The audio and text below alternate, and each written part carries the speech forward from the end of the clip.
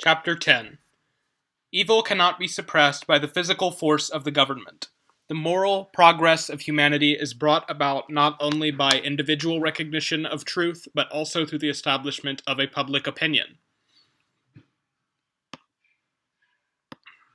Christianity, in its true sense, puts an end to government. So it was understood at its very commencement. It was for that cause that Christ was crucified. So it has always been understood by people who were not under the necessity of justifying a Christian government. Only from the time that the heads of government assumed an external and nominal Christianity, men began to invent all the impossible, cunningly devised theories by means of which Christianity can be reconciled with government. But no honest and serious-minded man of our day can help seeing the incompatibility of true Christianity, the doctrine of meekness, forgiveness of injuries, and love, with government, with its pomp, acts of violence, executions, and wars.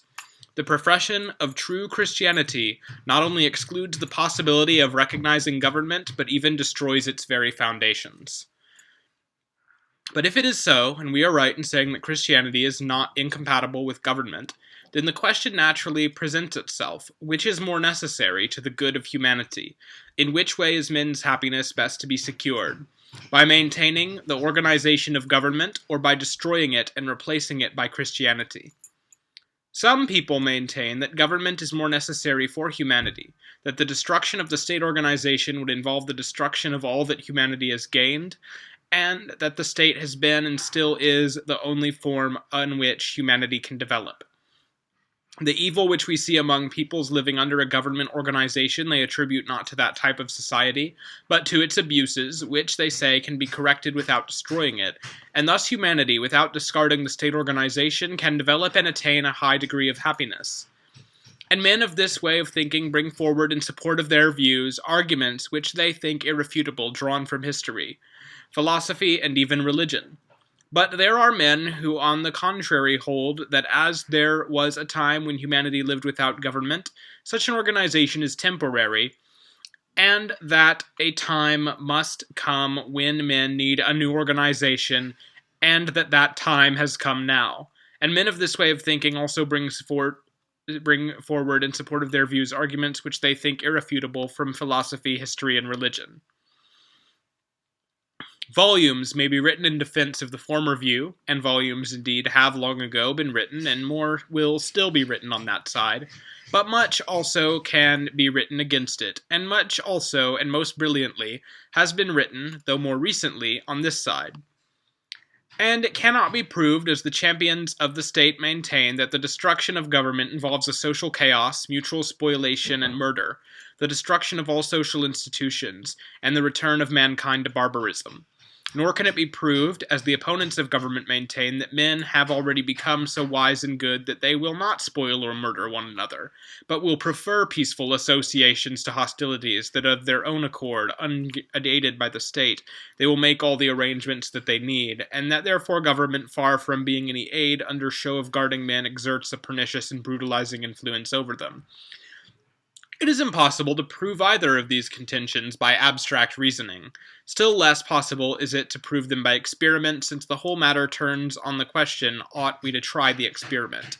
The question whether or not the time has come to make an end of government would be unanswerable, except that there exists another living means of settling it beyond dispute. We may dispute upon the question whether the nestlings are ready to do without the mother hen and to come out of the eggs, or whether they are not yet advanced enough. But the young birds will decide the question without any regard for our arguments when they find themselves cramped for space in the eggs. Then they will begin to try them with their beaks and come out of them of their own accord. It is the same with the question whether the time has come to do away with the governmental type of society and to replace it by a new type. If a man, through the growth of a higher conscience, can no longer comply with the demands of government, he finds himself cramped by it and at the same time no longer needs its protection. When this comes to pass, the question whether men are ready to discard the governmental type is solved, and the conclusion will be as final for them as for the young birds hatched out of the eggs. Just as no power in the world can put them back into the shells, so can no power in the world bring men again under the governmental type of society when once they have outgrown it. It may well be that government was necessary and is still necessary for all the advantages which you attribute to it, says the man who has mastered the Christian theory of life. I only know that on the one hand, the government is no longer necessary for me, and on the other hand, I can no longer carry out the measures that are necessary to the existence of a government. Settle for yourselves what you need for your life. I cannot prove the need or the harm of governments in general. I know only what I need and do not need, what I can do and what I cannot. I know that I do not need to divide myself off from other nations, and therefore I cannot admit that I belong exclusively to any state or nation, or that I owe allegiance to any government. I know that I do not need all the government institutions organized within the state, and therefore I cannot deprive people who need my labor to give it in the form of taxes to institutions which I do not need, which for all I know may be pernicious. I know that I have no need of the administration or of courts of justice founded upon force, and therefore I can take no part in either. I know that I do not need to attack or slaughter other nations or to defend myself from them with arms, and therefore I can take no part in wars or preparations for wars. It may well be that there are people who cannot help regarding all this as necessary and indispensable. I cannot dispute the question with them. I can only speak for myself, but I can say with absolute certainty that I do not need it, and that I cannot do it. And I do not need this, and I cannot do it, not because such is my personal will, but because such is the will of him who sent me into life and gave me an indubitable law for my conduct through life. Whatever arguments may be advanced in support of the contention that the suppression of government authority would be injurious and would lead to great calamities, men who have once outgrown the governmental form of society cannot go back to it again. All the reasoning in the world cannot make the man who has outgrown the governmental form of society take part in actions disallowed by his conscience any more than the full-grown bird can be made to return into the eggshell. But even it be so, say the champions of the existing order of things, still the suppression of government violence can only be possible and desirable when all men have become Christians. So long as among people nominally Christians there are unchristian wicked men, who for the gratification of their own lusts are ready to do harm to others, the suppression of government authority, far from being a blessing to others, would only increase their miseries. The suppression of the governmental type of society is not only undesirable so long as there is only a minority of true Christians, it would not even be desirable if the whole of a nation were Christians, but among and around them were still unchristian men of other nations. For these unchristian men would rob, outrage, and kill the Christians with impunity and would make their lives miserable. All that would result would be that the bad would oppress and outrage the good with impunity, and therefore the authority of government must not be suppressed till all the wicked and rapacious people in the world are extinct. And since this will either never be, or at least cannot be for a long time to come, in spite of the efforts of individual Christians to be independent of government authority, it ought to be maintained in the interests of the majority. The champions of government assert that without it the wicked will oppress and outrage the good, and that the power of the government enables the good to resist the wicked. But in this assertion, the champions of the existing order of things take for granted the proposition they want to prove. When they say that except for the government the bad would oppress the good, they take it for granted that the good are those who at the present time are in possession of power, and the bad are those who are in subjection to it. But this is just what wants proving. It would only be true if the custom of our society were what is, or rather is supposed to be, the custom in China. That is, that the good always rule, and that directly those at the head of government cease to be better than those they rule over, the citizens are bound to remove them. This is supposed to be the custom in China. In reality, it is not so, and can never be so.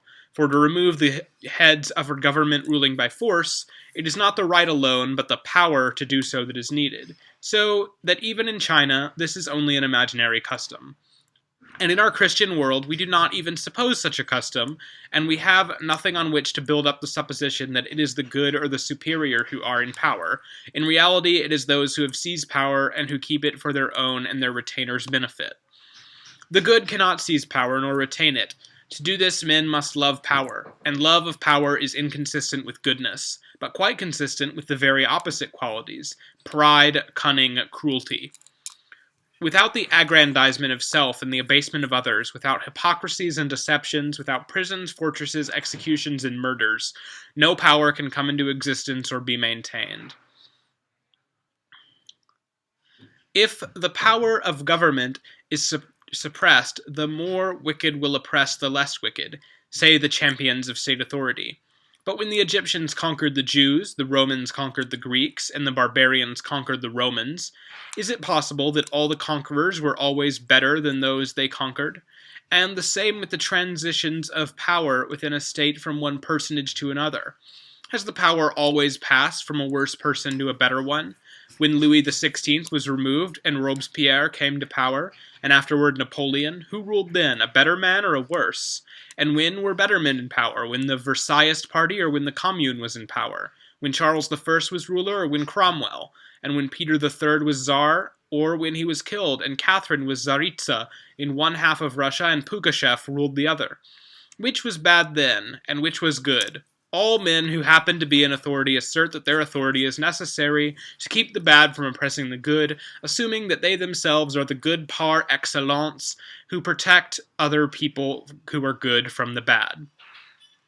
But ruling means using force, and using force means doing to him to whom force is used what he does not like, and what he who uses the force would certainly not like done to himself. Consequently, ruling means doing to others what we would not they should do unto us, that is, doing wrong. To submit means to prefer suffering to using force, and to prefer suffering to using force means to be good, or at least less wicked than those who do unto others what they would not like themselves. And therefore, in all probability, not the better but the worse have always ruled and are ruling now. There may be bad men among those who are ruled, but it cannot be that those who are better have generally ruled those who are worse. It might be possible to suppose this with the inexact heathen definition of good, but with the clear Christian definition of good and evil, it is impossible to imagine it. If the more or less good and the more or less bad cannot be distinguished in the heathen world, the Christian conception of good and evil has so clearly defined the characteristics of the good and the wicked that it is impossible to confound them. According to Christ's teaching, the good are those who are meek and long-suffering, who do not resist evil by force, forgive injuries, and love their enemies. Those who are wicked exalt themselves, oppress, strive, and use force.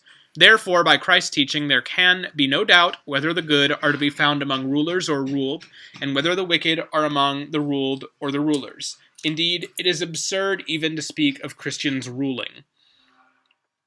Non-Christians, that is, those who find the aim of their lives in earthly happiness, must always rule Christians, the aim of whose lives is the renunciation of such earthly happiness.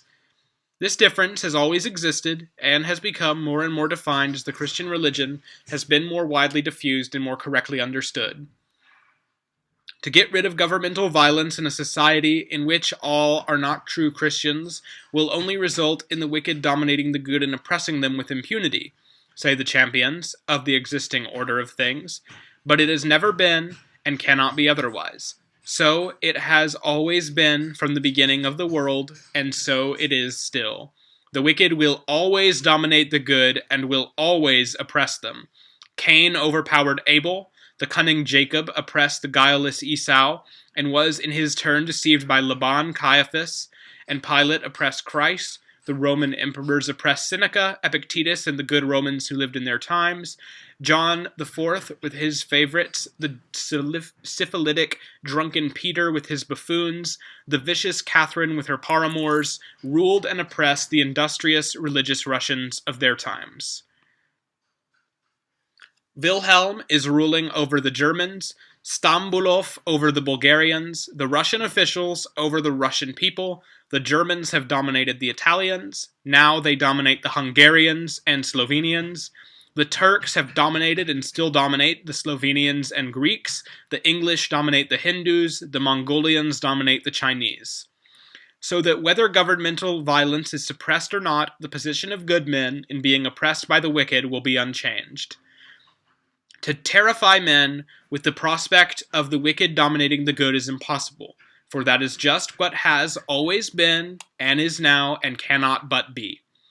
The whole history of pagan times is nothing but a recital of the incidents and means by which the more wicked gained possession of power over the less wicked, and retained it by cruelties and deceptions, ruling over the good under the pretense of guarding the right and protecting the good from the wicked.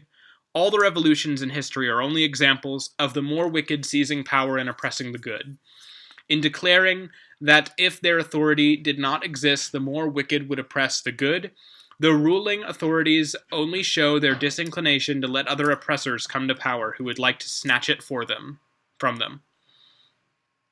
But in asserting that this, they only accuse themselves, say that their power, i.e. violence, is needed to defend men from other possible oppressors in the present or the future. I may quote, in this connection, the amazingly naive and comic declaration of the Russian authorities, the oppressors of other nationalities, the Poles, the Germans of the Baltic provinces, and the Jews. The Russian government has oppressed its subjects for centuries, and has never troubled itself about the little Russians of Poland, or the Lets of the Baltic provinces, or the Russian peasants, exploited by everyone. And now it has all of a sudden become the champion of the oppressed, the very oppressed whom it is itself oppressing. The weakness of the use of violence lies in the fact that all the arguments brought forward by oppressors in their own defense can with even better reason be advanced against them. They plead the danger of violence, most often imagined in the future, but they are all the while continuing to practice actual violence themselves. You say that men used to pillage and murder in the past, and you are afraid that they will pillage and murder one another if your power were no more. That may happen, or it may not happen. But the fact that you ruin thousands of men in prisons, fortresses, galleys, and exile, break up millions of families, and ruin millions of men, physically as well as morally, in the army, that fact is not an imaginary, but a real act of violence, which according to your own argument one ought to oppose by violence. And so you are yourselves these wicked men against whom, according to your own argument, it is absolutely necessary to use violence. The oppressed are sure to say to their oppressors, and non-Christian men always do say, and think and act on this reasoning. If the oppressed are more wicked than their oppressors, they attack them and try to overthrow them. And in favorable circumstances, they succeed in overthrowing them, or what is more common, they rise into the ranks of the oppressors and assist in their acts of violence. So that the very violence which the champions of government hold up as a terror, pretending that except for its oppressive power the wicked would oppress the good, has really always existed and will exist in human society. And therefore the suppression of state violence cannot in any case be the cause of increased oppression of the good by the wicked. If state violence ceased, there would be acts of violence perhaps on the part of different people, other than those who had done deeds of violence before, but the total amount of violence could not in any case be increased by the mere fact of power passing from one set of men to another. State violence can only cease when there are no more wicked men in society, say the champions of the existing order of things, assuming, in this of course, that since there will always be wicked men, it can never cease. And that would be right enough if it were the case, as they assume that the oppressors are always the best of men, and that the sole means of saving men from evil is by violence. Then indeed violence could never cease. But since this is not the case, but quite the contrary, that it is not the better oppress the worse, but the worse oppress the better, and since violence will never put an end to evil, and there is moreover another means of putting an end to it, the assertion that violence will never cease is incorrect. The use of violence grows less and less, and evidently must disappear. But this will not come to pass, as some champions of the existing order imagine, through the oppressed becoming better and better under the influence of government. On the contrary, its influence causes their continual degradation, but through the fact that all men are constantly growing and better of themselves, so that even the most wicked who are in power will become less and less wicked, till at last they are so good as to be incapable of using violence. The progressive movement of humanity does not proceed from the better elements in society seizing power and making those who are subject to them better by forcible means, as both conservatives and revolutionists imagine. It proceeds first and principally from the fact that all men in general are advancing steadily and undeviatingly toward a more and more conscious assimilation of the Christian theory of life. And secondly, from the fact that even apart from conscious spiritual life, men are unconsciously brought into a more Christian attitude to life by the very process of one set of men grasping the power and again being replaced by others. The worse elements of society, the gaining possession of power, under the sobering influence which always accompanies power, grow less and less cruel, and become incapable of using cruel forms of violence. Consequently, others are able to seize their place, and the same process of softening and, so to say, unconscious Christianizing goes on with them. It is something like the process of ebullition. The majority of men, having the non-Christian view of life, always strive for power and struggle to obtain it. In this struggle, the most cruel, coarsest, least Christian elements of society overpower the most gentle, well-disposed, and Christian, and rise by means of their violence to the upper ranks of society. And in them is Christ's prophecy fulfilled. Quote, "Woe to you that are rich, woe unto you that are full, woe unto you when all men shall speak well of you." Unquote. For the men who are in possession of power and all that results from it, glory and wealth, and have attained the various aims they set before themselves, recognize the vanity of it all and return to the position from which they came. Charles V, John IV, Alexander I, recognizing the emptiness and the evil of power, renounced it because they were incapable of using violence for their own benefit as they had done. But they are not the solitary examples of this recognition of the emptiness and evil of power. Everyone who gains a position of power he has striven for, every general, every minister, every millionaire, every petty official who has gained the place he has coveted for 10 years, every rich peasant who has laid by some 100 rubles, passes through this unconscious process of softening. And not only individual men, but societies of men, whole nations, pass through this process. The seductions of power, and all the wealth, honor, and luxury it gives, seem a sufficient aim for men's efforts only so long as they are unattained. Directly a man reaches them, he sees all their vanity, and they gradually lose all their power of attraction. They are like clouds from which have form and beauty only from the distance. Directly one ascends into them, and all their splendor vanishes.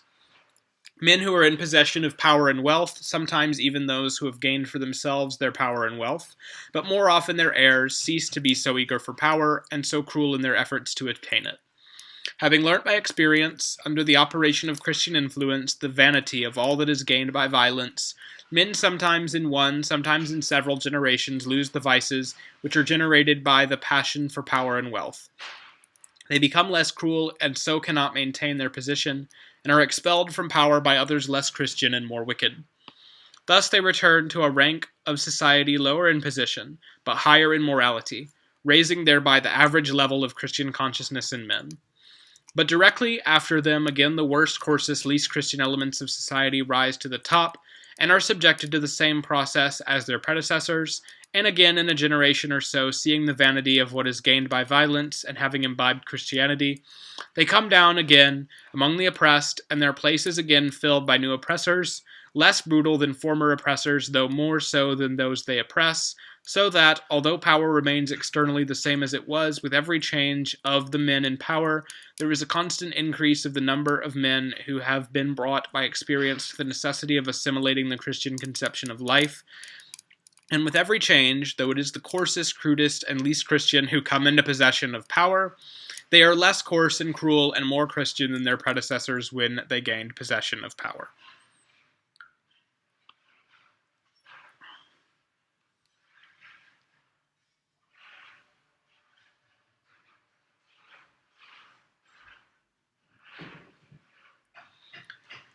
Power selects and attracts the worst elements of society, transforms them, improves and softens them, and returns them to society.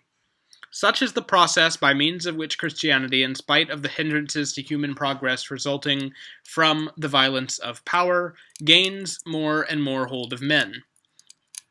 Christianity penetrates to the consciousness of men, not only in spite of the violence of power, but also by means of it.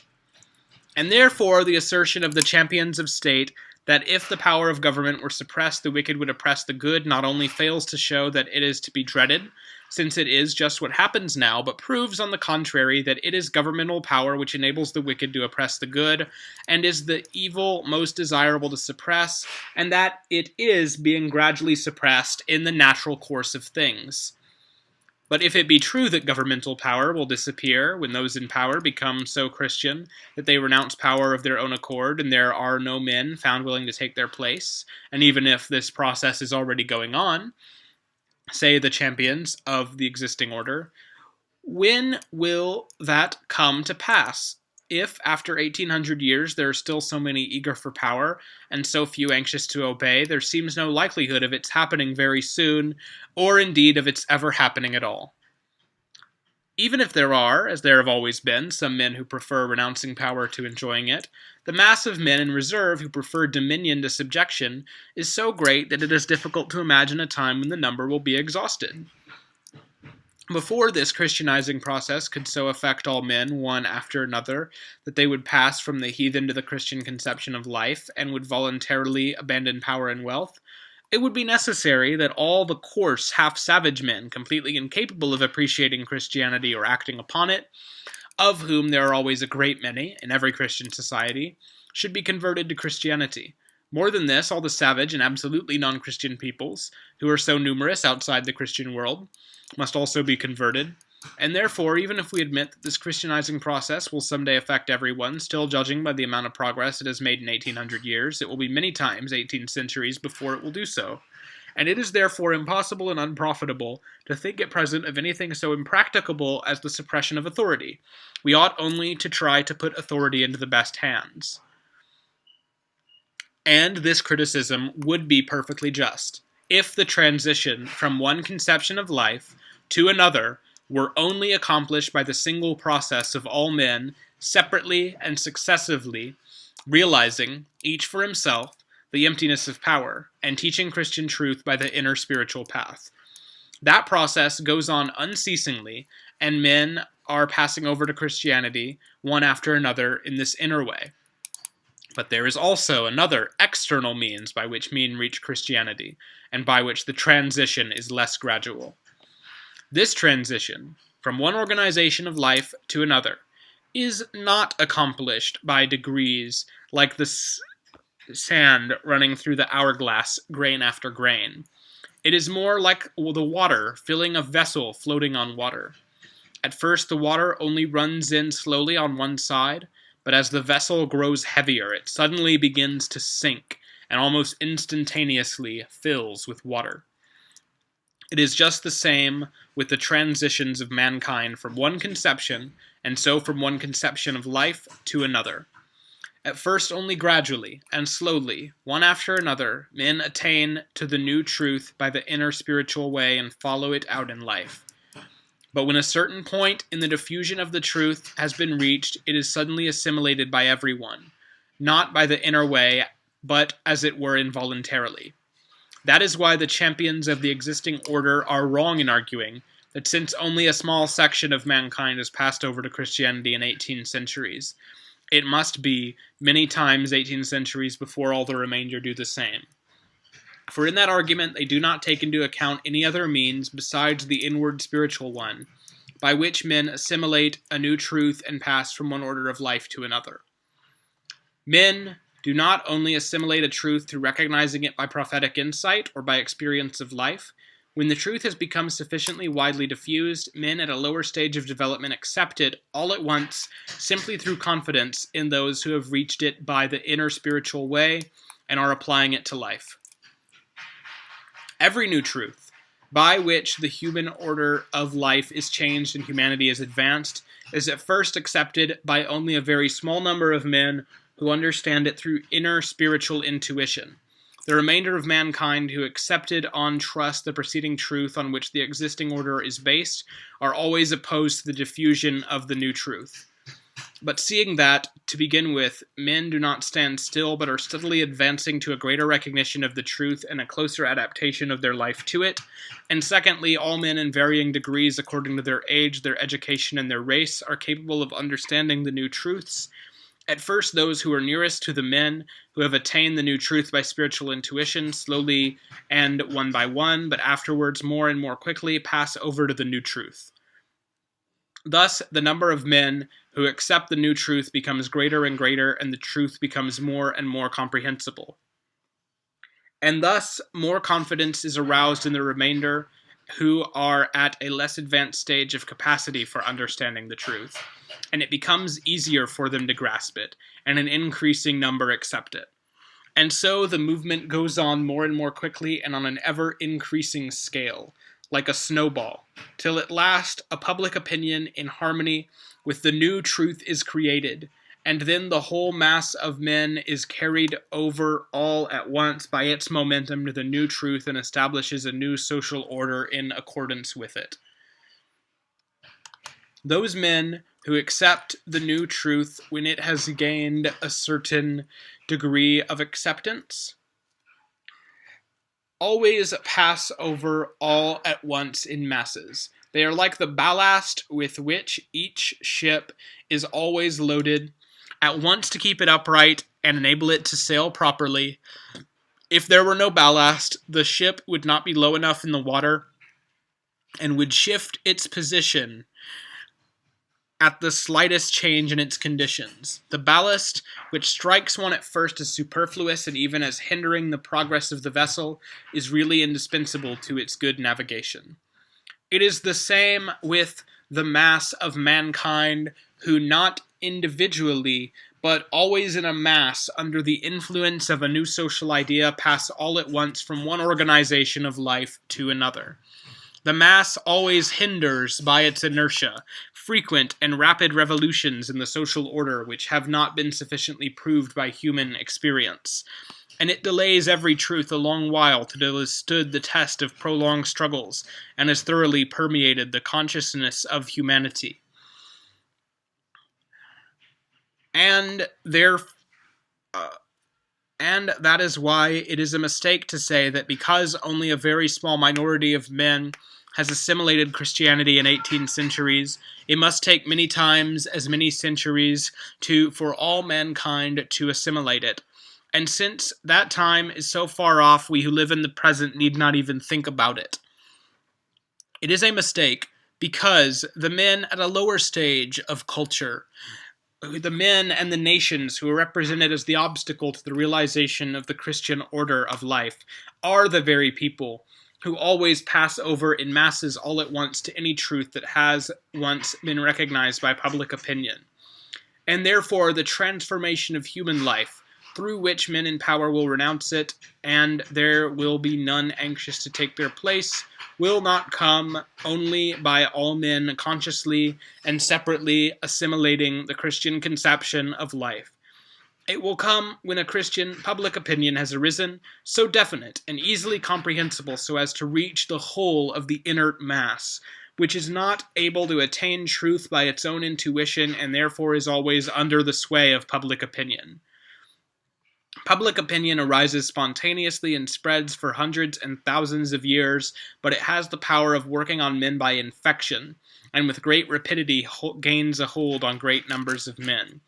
But, say the champions of the existing order, even if it is true that public opinion, when it has attained a certain degree of definiteness and precision, can convert the inert mass of men outside the Christian world, the non-Christian races, as well as the coarse and depraved who are living in its midst, what proofs have we that this Christian force, a Christian public opinion, has arisen and is able to replace force and render it unnecessary?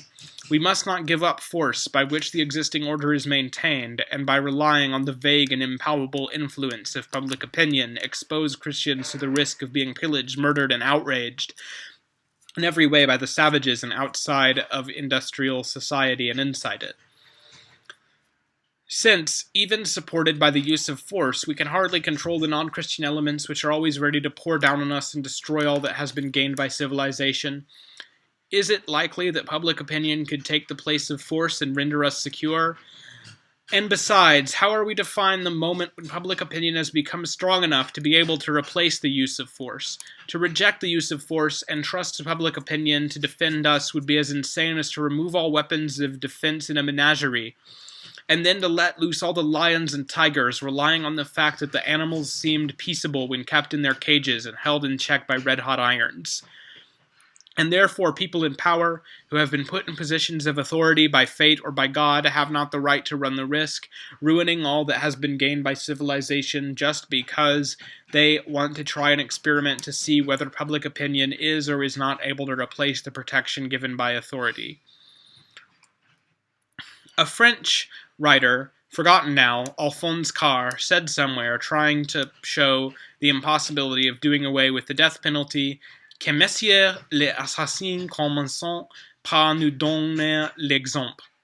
Often I have heard this bon mot repeated by men who thought that these words were a witty and convincing argument against the abolition of capital punishment.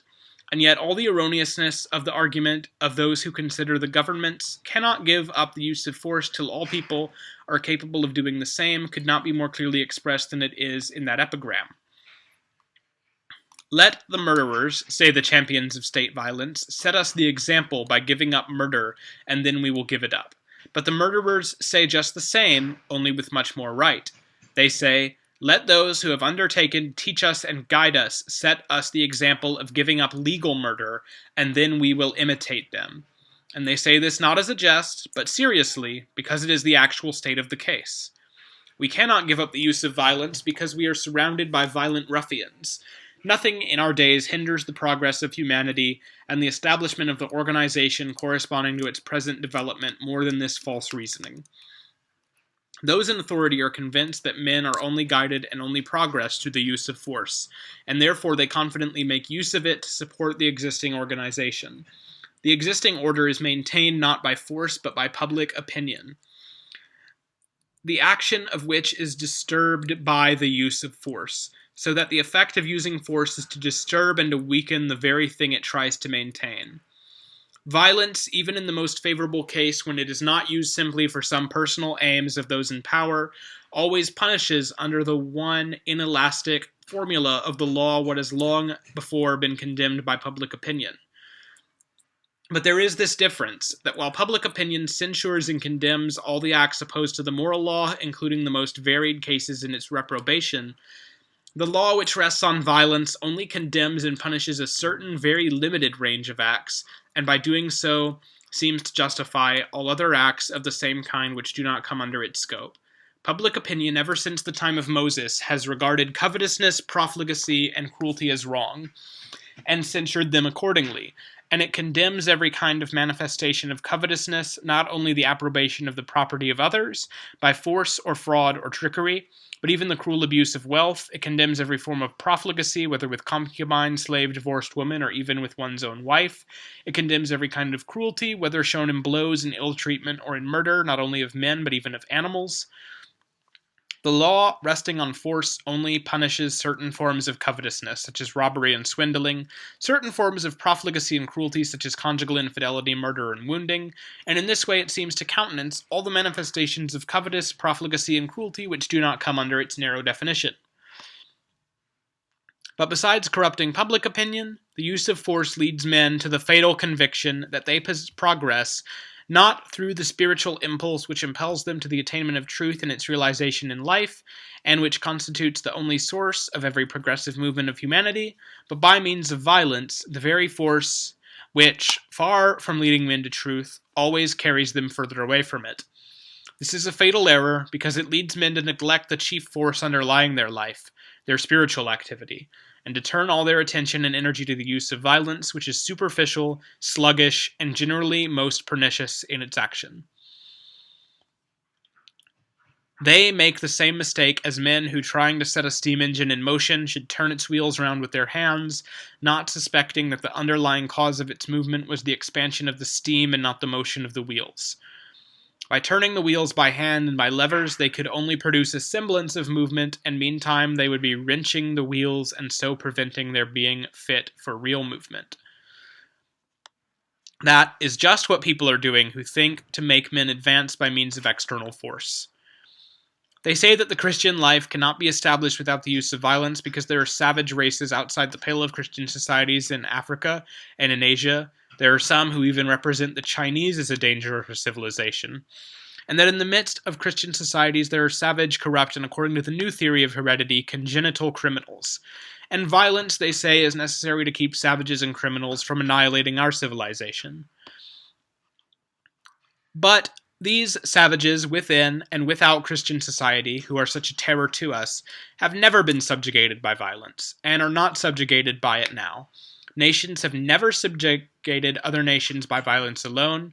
If a nation which subjugated another was on a lower level of civilization, it has never happened that it succeeded in introducing its organization of life by violence. On the contrary, it was forced always to adopt the organization of life existing in the conquered nation. If ever any of the nations conquered by force have really been subjugated, or even nearly so, it has always been by the action of public opinion, and never by violence, which only tends to drive a people to further rebellion. When whole nations have been subjugated to a new religion, and have become Christian or Mohammedan, such a conversion has never been brought about because the authorities made it obligatory.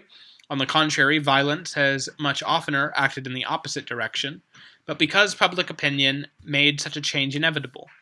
Nations, on the contrary, who have been driven by force to accept the faith of their conquerors have always remained antagonistic to it. It is just the same with the savage elements existing in the midst of our civilized societies.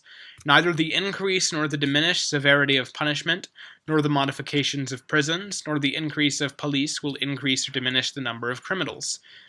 Their number will only be diminished by the change of the moral standard of society.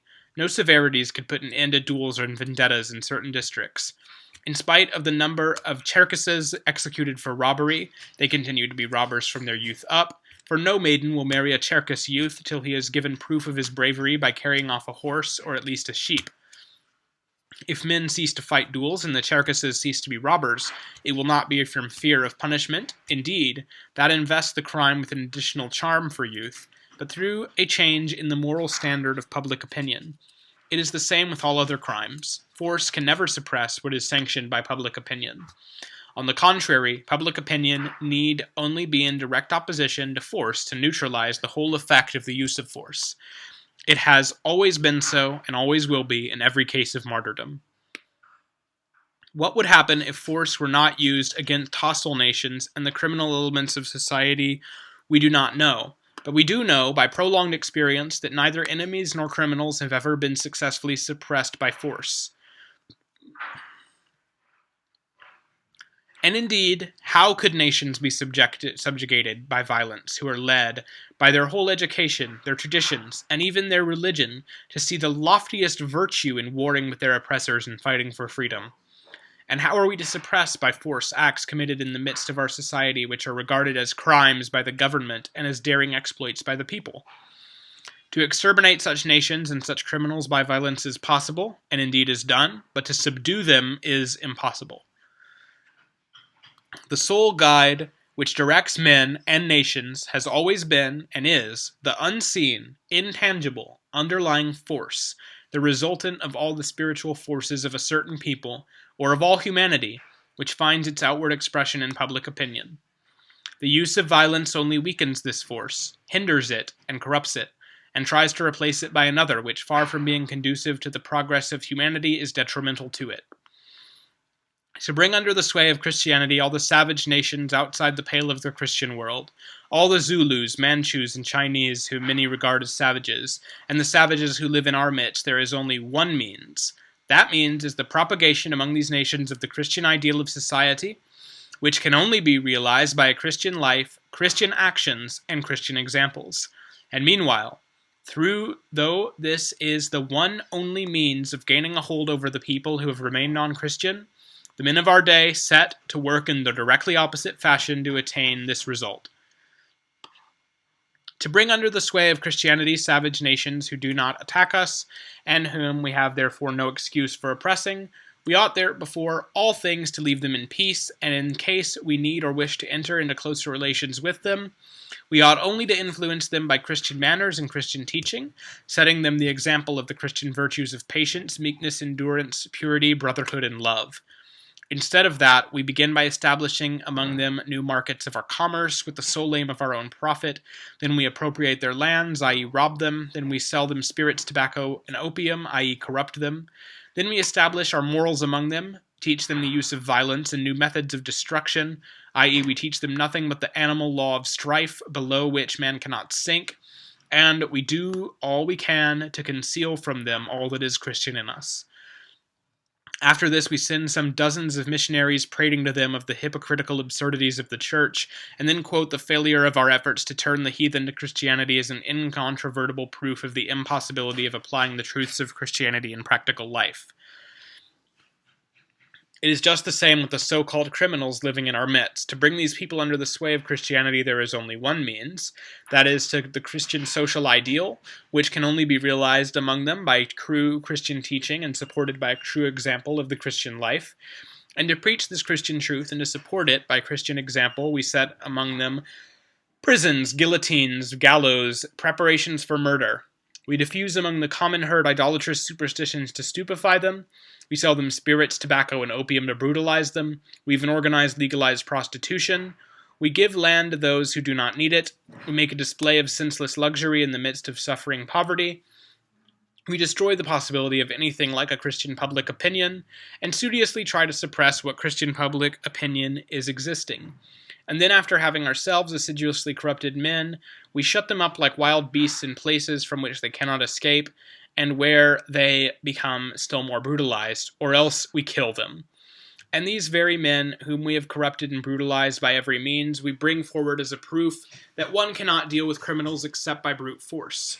We are just like ignorant doctors who put a man recovering from illness by the force of nature into the most unfavorable conditions of hygiene and dose him with the most deleterious drugs, and then assert triumphantly that their hygiene and their drugs saved his life when the patient would have been well long before if they had left him alone. Violence, which is held up as the means of supporting the Christian conception of life, not only fails to produce that effect, but even hinders the social organization of life from being what it might and ought to be. The social organization of life is as good as it is not the result of force, but in spite of it. And therefore the champions of the existing order are mistaken in arguing that since, even with the aid of force, the bad and non-Christian elements of humanity can hardly be kept from attacking us, the abolition of the use of force and the substitution of public opinion for it would leave humanity quite unprotected. They are mistaken because force does not protect humanity, but on the contrary deprives it of the only possible means of really protecting itself. That is, the establishment and diffusion of a Christian public opinion. Only by the suppression of violence will a Christian public opinion cease to be corrupted and be enabled to be diffused without hindrance, and men will then turn their efforts in the spiritual direction by which alone they can advance. But how are we to cast off the visible, tangible protection of an armed policeman and trust to something so intangible as public opinion? Does it yet exist? Moreover, the condition of things in which we are living now, we know good or bad. We know its shortcomings and are used to it. We know what to do and how to behave under such present conditions. But what will happen when we give it up and trust ourselves to something invisible and intangible and altogether unknown?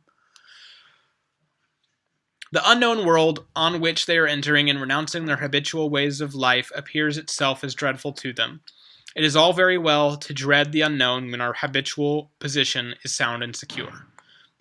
But our position is so far from being secure that we know, beyond all doubt, that we are standing on the brink of a precipice.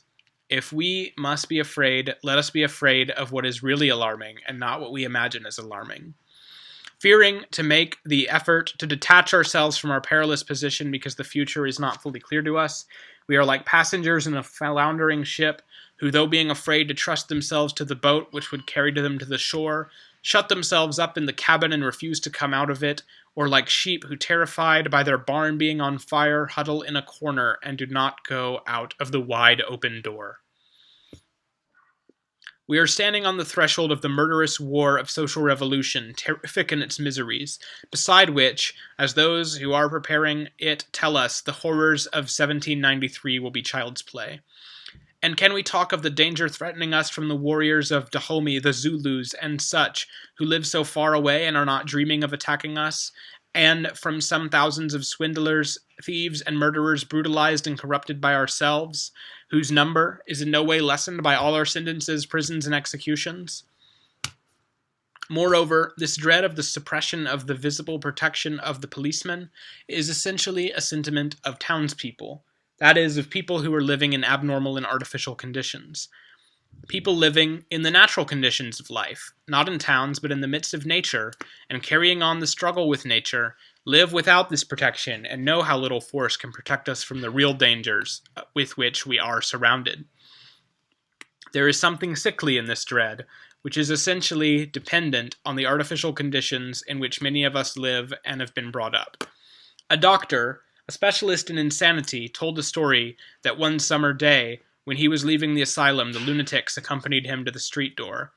"Come for a walk in the town with me?" the doctor suggested to them. The lunatics agreed, and a small band followed the doctor. But the further they proceeded along the street where healthy people were moving freely about, the more timid they became, and they pressed closer and closer to the doctor, hindering him from walking.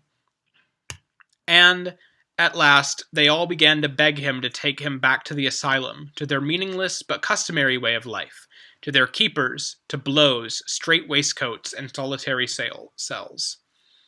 This is just how men of today huddle in terror and draw back to their irrational manner of life, their factories, law courts, prisons, executions, and wars, when Christianity calls them to liberty, to the free, rational life of the future coming age. People ask, how will our security be guaranteed when the existing organization is suppressed? What precisely will the new organization be that is to replace it?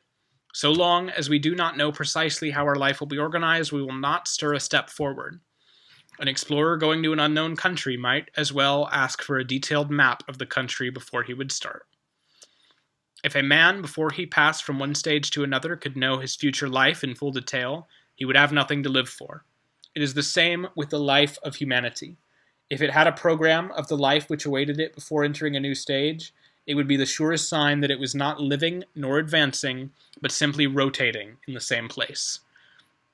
The conditions of the new order of life cannot be known by us because we have to create them by our own labors. That is all that life is, to learn the unknown and to adapt our actions to this new knowledge. That is the life of each individual man, and that is the life of human societies and of humanity.